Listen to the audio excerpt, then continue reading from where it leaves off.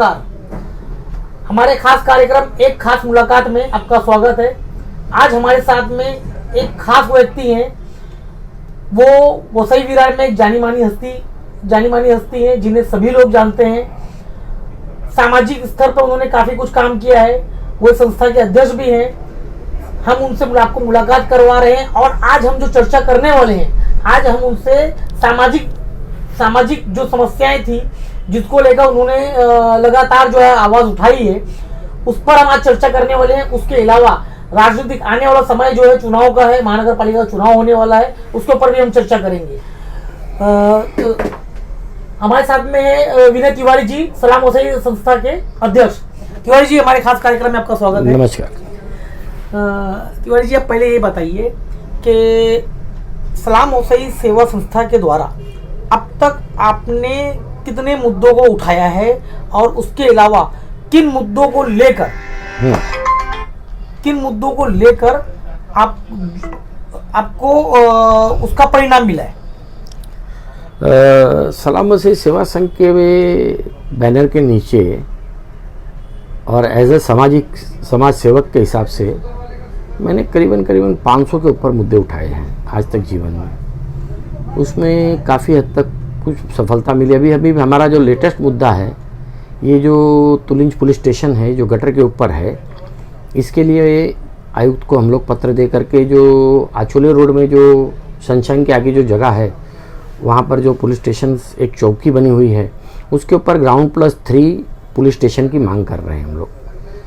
क्योंकि कोरोना काल हो चाहे कैसा भी काल हो, मारामारी हो, दंगा हो, होली हो, दिवाली हो, ईद हो, क्रिसमस हो, ये हमारे जो पुलिस वाले होते हैं, ये हम लोग तो घर में छुट्टियां मनाते हैं, इनको छुट्टी नहीं मिलती है, 24 घंटा 12 घंटा ड्यूटी करते हैं। और इनके लिए एक अच्छी सुविधा वसई विरार महानगर पालिका आ चुका है। हमारे यहाँ अभी कमिश्नरेट आ चुका है पुलिस स्टेशन का। लेकिन पुलिस स्टेशन की जो स्थिति है तुलिंज पुलिस स्टेशन की, वेस्ट के पुलिस स्टेशन में तो काफ़ी जगह है, काफ़ी अच्छे गाड़ी पार्किंग वगैरह के लिए।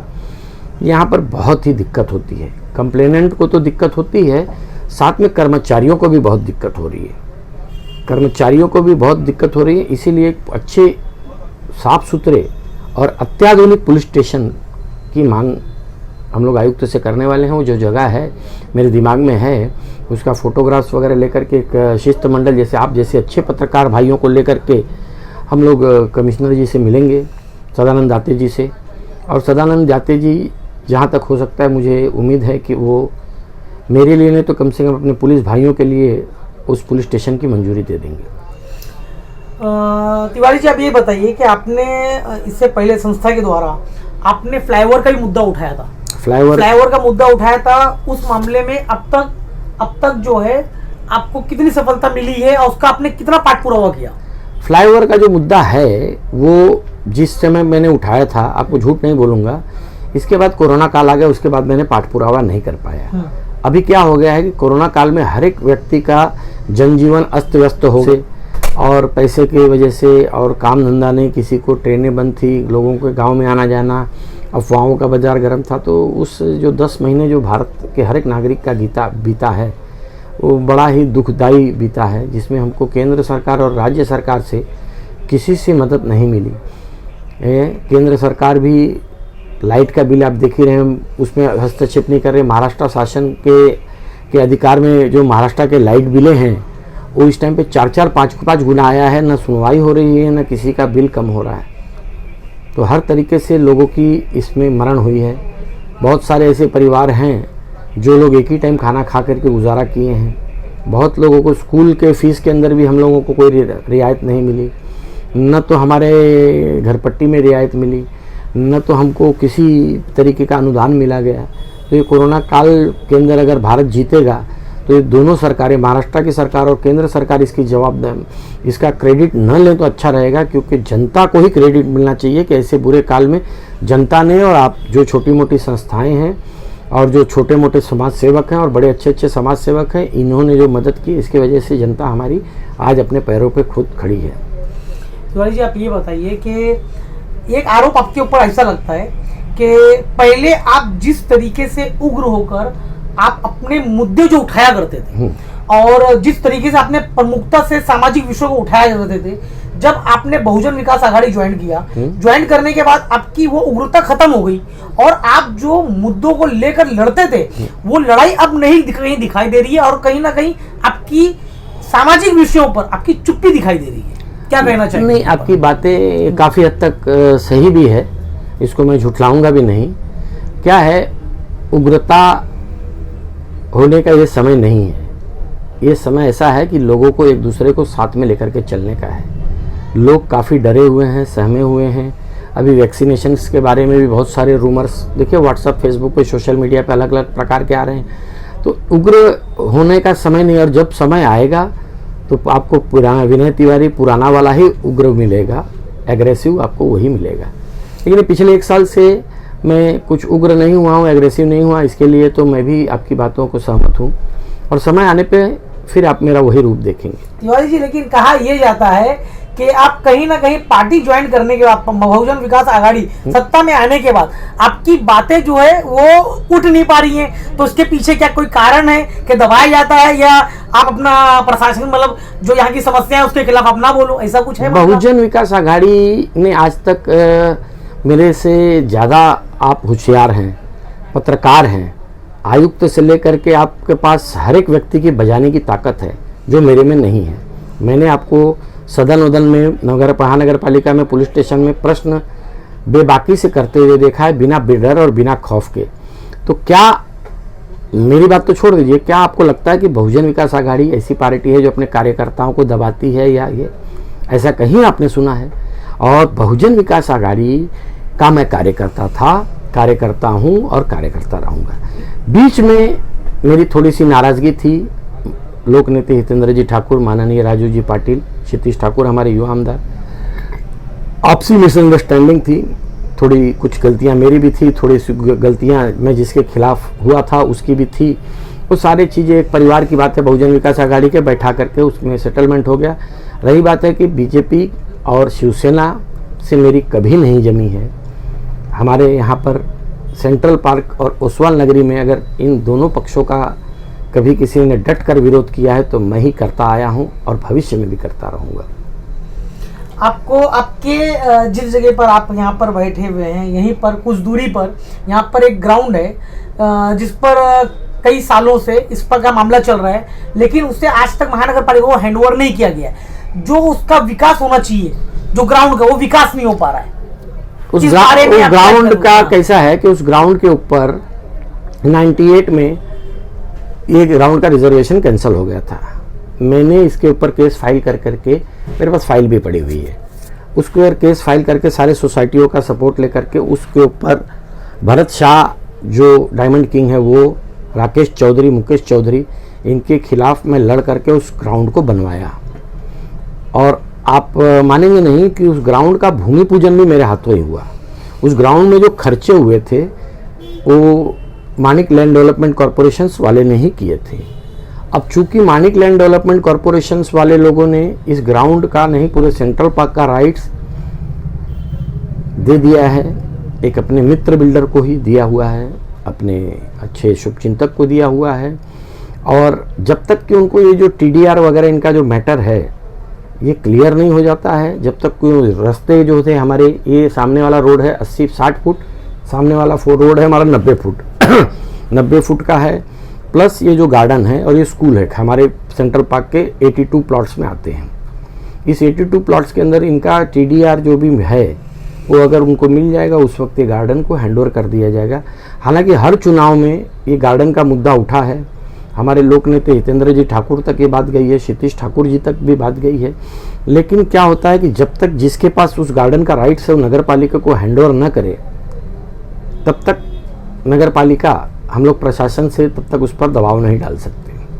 लेकिन कहा यह गया था कि अगर कोई भी सोसाइटी या वहाँ के रहवासी या अगर वो कोई अगर उनको अगर एप्लीकेशन देते हैं या अगर उनको अपना NOC देते हैं तो उसके बाद उसे महानगर पालिका डेवलप कर सकती है, लेकिन ऐसा कुछ भी नहीं हुआ है। नहीं, महानगर पालिका को हैंडओवर ही नहीं हुआ है अभी तक। अभी तक वो प्राइवेट प्रॉपर्टी ही है, अभी तक वो प्राइवेट प्रॉपर्टी ही है। और उसको यहाँ हैंडओवर पर जो आबादी है, यहाँ हाँ। पर जो जनसंख्या है और उन्हें जो गार्डन की, प्लेग्राउंड की जो फैसिलिटी चाहिए थी, जो मिलनी चाहिए थी, वो यहाँ पर नहीं है। देखिए पिछले आज भी वहाँ के जो बच्चे हैं वो रोड पर क्रिकेट खेल रहे हैं। ये हमारा दुर्भाग्य है कि रोड पे बच्चे क्रिकेट खेल रहे हैं। इसके लिए तो कहीं ना कहीं महानगर पालिका का जो प्रशासन है और कुछ अनधिकृत बिल्डर जो हैं वो जवाबदार हैं। जहाँ तक ये गार्डन का विषय है, ये गार्डन का विषय मुझे लगता है कि अभी जो TDR वाला जो फार्मूला आ गया है, अगर ये सारी चीज़ों का TDR का परफेक्ट से वो जो सामने बिल्डर हैं हमारे मित्र, वो फॉलोअप करके अगर वो TDR अपना इनकैश कर लेते हैं तो ये गार्डन बहुत जल्दी बन जाएगा। क्योंकि ये जो गार्डन का विषय है, गार्डन का विषय में ऐसा है कि मैं इसके पीछे कंटिन्यूसली रहा हूँ। ये गार्डन के पीछे बहुत राजनीति हुई। ये गार्डन के पीछे पुराने जो लैंड ओनर हैं हमारे मानिक लैंड डेवलपमेंट कॉरपोरेशन, उन्होंने मेरे पास 2-3 बार ऑफ़र भी लेके बैठे थे सेंट्रल पार्क का ही एक नागरिक के द्वारा। मैं नाम किसी का नहीं लेना चाहता हूँ। तो उस समय मुझे काफ़ी पैसे भी ऑफ़र किए गए थे, 1-2 फ्लैट भी ऑफ़र किए गए थे, जिसके 5-7 लोग विटनेस भी हैं। लेकिन मैंने नहीं लिया। कम से कम उस समय ऐसा था कि अगर मैं नहीं लड़ता तो गार्डन चला गया होता। अब तक इसमें तो 4 माला की बिल्डिंग बन गई होती। उस ज़माने में 3 या 4 माले की बिल्डिंग पास होती थी। जो गार्डन अभी तक बचा हुआ है, अब हमारे लोगों की कोशिश ये रहेगी कि आने वाले भविष्य में जैसे ही TDR का ये हो जाता है फार्मूला, हम लोगों का विचार ऐसा है कि इसको महानगर पालिका को जल्द से जल्द हैंडओवर कराया जाए। रही बात है कि जितने भी कमिश्नर्स आए हैं, आज तक आयुक्त आए हैं, हर एक आयुक्त को कम से कम 5-5, 10-10 बार मैंने इस गार्डन को टेक ओवर के लिए लेटर भेजा है। लेकिन कुछ तांत्रिक कारणों के कारण या नहीं ले पाए वो गार्डन को। आप नहीं समझ रहे हैं। सेंट्रल नाला सोपारा में आप गार्डन का ही मुद्दा मत ले लीजिए। मैं 1990 के शुरुआती दौर में ये जो तुलिंज का जो शमशान घाट है, इस शमशान घाट के लिए मैं, जयसिंह ठाकुर, सुरेंद्र उपाध्याय और हमारी जो टीम थी पुरानी, ये हम लोग फॉरेस्ट के अंदर जेल में जाके बंद हो चुके थे। फॉरेस्ट वाले हमको उठा के लेके गए थे। वो जो हमारे शमशान है वो भी फॉरेस्ट में है। फॉरेस्ट में होने के कारण, आज जगह न होने के कारण वहाँ पर अच्छे से सुविधा नहीं दे पा रहे हैं। अच्छा देखिए, वेस्ट का, विरार का देख लीजिए, वेस्ट का देख लीजिए, वसई का, सारे शमशान सब फैसिलिटियों के साथ है। लेकिन विषय को लेकर आमदार क्षितिज ठाकुर ने भी मुद्दा और उसका फॉलोअप किया था। आमदार भी फॉलोअप कर रहे हैं। लेकिन अभी कैसा होता है कि अगर जो राज्य सरकार अगर चाहेगी, फॉरेस्ट का जो मैटर आता है वो राज्य सरकार के अधीन में नहीं आता है, वो केंद्र सरकार के अधीन में आता है। तो अगर उसके ऊपर अच्छा फॉलोअप किया जाए तो एक अच्छा शमशान बन जाएगा। और रही बात है कि नाला सोपारा के अंदर आप गार्डन की बात नहीं करिए, क्योंकि नाला सोपारा में जो बेसिक फैसिलिटीज़ है, क्या हो गया, महानगर पालिका हमारी जब बनी थी उसके बाद में हमारा जो LBT था, LBT का एक मेन स्रोत था। वो स्रोत जाने के बाद में आज महानगर पालिका के पास उतना इनकम नहीं है। और चूँकि केंद्र और राज्य सरकार से जो फंडे आने चाहिए थी, लास्ट एक अच्छा खासा फंड लगभग 4,500 करोड़ का बलिराम यादव जी के कार्यकाल में उन्होंने लाया। और वो फंड आने की वजह से शुरुआती हमारी महानगर पालिका की रीढ़ की हड्डी अच्छे से काम की। इसके बाद एक्चुअली क्या हो गया कि अभी ये फंड भी नहीं आया है। और हमारे महानगर पालिका के अंदर हमारे पास IAS ऑफिसर आप भेज रहे हैं, ठीक है, आप बेसिक फैसिलिटीज़ की बात कर रहे हैं, सारी चीज़ों को मैं मान्य करता हूँ। महानगर पालिका डिक्लेयर करने के बाद में हमारा जो इनकम है वो LBT और जो ऑक्ट्राइज जकात वगैरह थे उसकी वजह से होता था, और वो जाने की वजह से बहुत ही हम लोग लॉस में हैं। और अभी भी जो ठेकेदारों का पेमेंट समय पर नहीं हो पा रहा है, जो कॉन्ट्रैक्ट लेबर्स हैं उनका पगार टाइम पे नहीं हो पा रहा है। तो क्या होता है कि जो आर्थिक मदद जो केंद्र और राज्य सरकारों से मिलनी चाहिए वो नहीं मिल पा रही है इस टाइम पे। लेकिन अगर आप ये जो बात कर रहे हैं तिवारी जी, आज अगर प्रशासन की बात करें तो वहां पर जो कर्मचारी काम कर रहे हैं उन्हें 3-3 महीनों से पगार नहीं मिलती। आपको बताएं कि अभी दिवाली का समय था, उन्हें जो सानुग्रह अनुदान जो दिया जाता है उस चीज के लिए भी हमने मुद्दे उठाए, उसके ऊपर भी हमने खबर की और उसको उच्च अधिकारियों तक, वरिष्ठ अधिकारियों तक पहुंचाया। उसके बाद जो है उन्हें सानुग्रह अनुदान दिया गया है। एंड उसके ऊपर यहाँ पे हालात ये है, तो ऐसा नहीं कि प्रशासन के पास फंड नहीं, और फंड राज्य सरकारों के, केंद्र, अभी कोविड का टाइम था, राज्य सरकारों ने भी फंड दिया है। केंद्र सरकार जो जैसी जो योजनाएं होती है वो योजनाओं से पैसा आता है। सवाल ये है कि यहाँ पर जिस तरह का जो विकास होना चाहिए था, जो डेवलपमेंट होना चाहिए था, क्या वैसा डेवलपमेंट हुआ आपको लगता है? एक सामाजिक स्तर पर बताइएगा, आप एक राजनीतिक मैं राजनीति के हिसाब से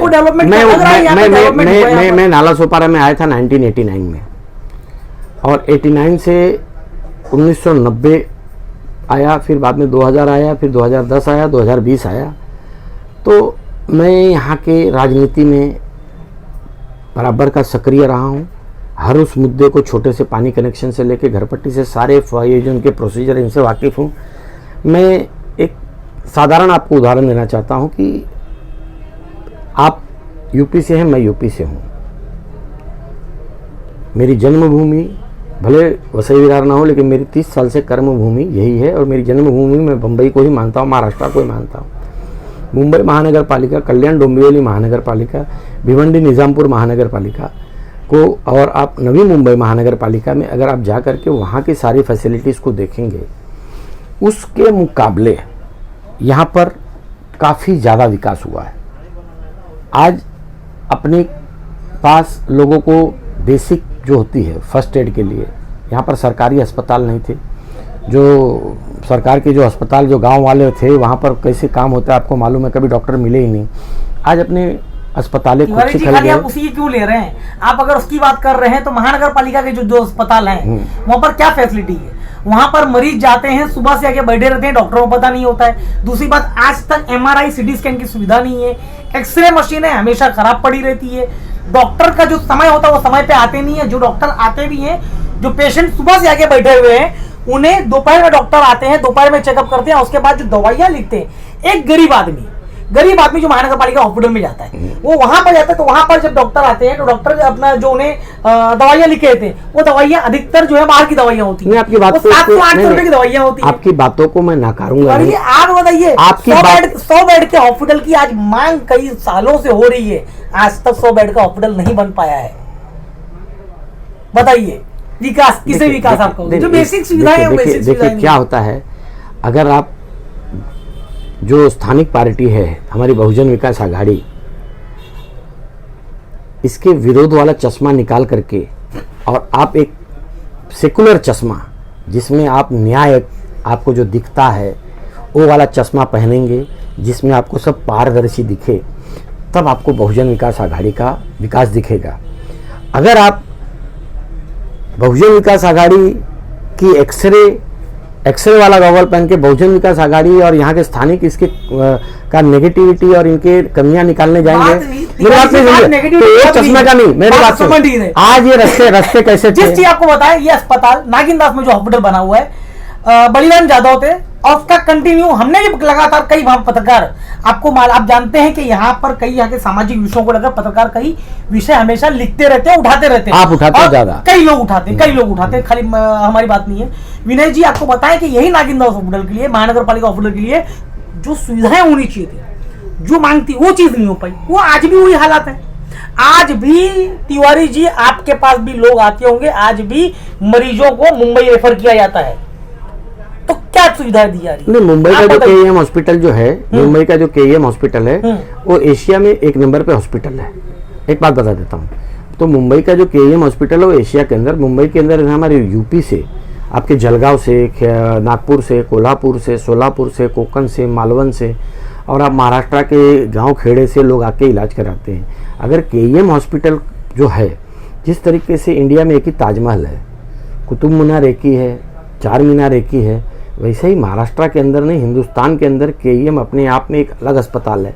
तो हम लोग है ना, जो नाला सोपारा वसई विरार के लोग हैं, हमारी अगर तुलना KEM से की जाए, क्योंकि KEM की इमारत जो है वो अंग्रेजों ने बनाई थी। मेरी बात नहीं सुनिएगा, मैं क्या बोल रहा हूँ, मीरा भाईंदर से ज्यादा क्षेत्रफल वसई विरार का है। मानते हैं इस बात को आप? ठीक है उसमें वसई विरार का क्षेत्रफल है, यहाँ पे जमीनें हैं, यहाँ पे रिजर्वेशन है, सब कुछ है। यहाँ पर भी मेडिकल कॉलेज बन सकता है ना, यहाँ पे भी उस तरीके का अस्पताल बन सकता है ना। फंड की बात आती है तो राज्य सरकार, और जब उसका अगर प्रस्ताव दिया जाएगा, उसके ऊपर अगर लगातार वो किया जाएगा, तभी तो बनेगा।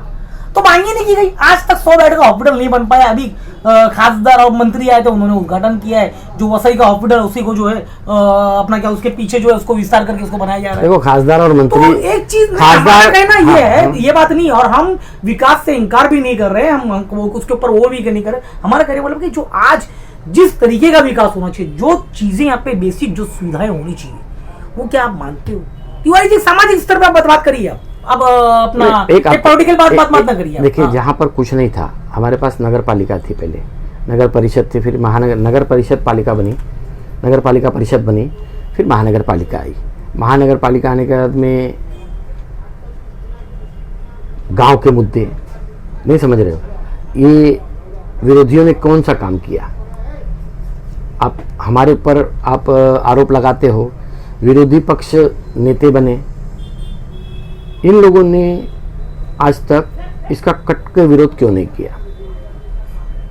मैं सीधा आरोप लगाता हूं, आप हमारे पर जो आरोप लगा रहे हो, मैं इसके लिए सीधा आरोप लगाता हूं, जहां पर विरोधी पक्ष नेता मैं बात आपकी सच्चाई है और ये इस चीज से इनकार नहीं किया, विरोधी पक्ष में विरोधी पक्ष तिवारी जी जो काम हुआ है उससे भी इनकार नहीं किया जा रहा है, ये भी नहीं कहा जा रहा कि पूरा काम नहीं हुआ है, काम नहीं हुआ, लेकिन ये आज भी जो बुनियादी जरूरतें हैं, क्या आपको मैं वही चीज मैं बार बार कह रहा हूं, आप एक जो चश्मा की आप बात कर रहे हैं, अब राजनीतिक चश्मा उतारिए।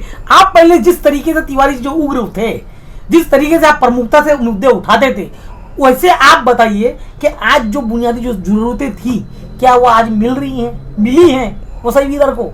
मिली है, बिल्कुल मिली है। बताइए एक मेरे को बात बताइए आप उसमें, अगर हम अस्पताल की अगर बात करें, एक आपको बात बता देता हूं कि आपका कोई रिश्तेदार, आपका कोई भाई, कोई मित्र KEM या नायर में एडमिट हुआ है? कभी हुआ है? हुआ है। वहां का क्या टोटल फ्री में इलाज हुआ है? नहीं लगते हैं पैसे। नहीं, पैसे लगते हैं। वहां पर भी एजेंट्स हैं, यहाँ तो एजेंट नहीं है, यहाँ तो एजेंट नहीं है, यहाँ तो एजेंट नहीं है। KEM में मैंने नाला सोपारा के अंदर 500 लोगों को नाला सोपारा से ले जाकर के भर्ती कराया हूँ।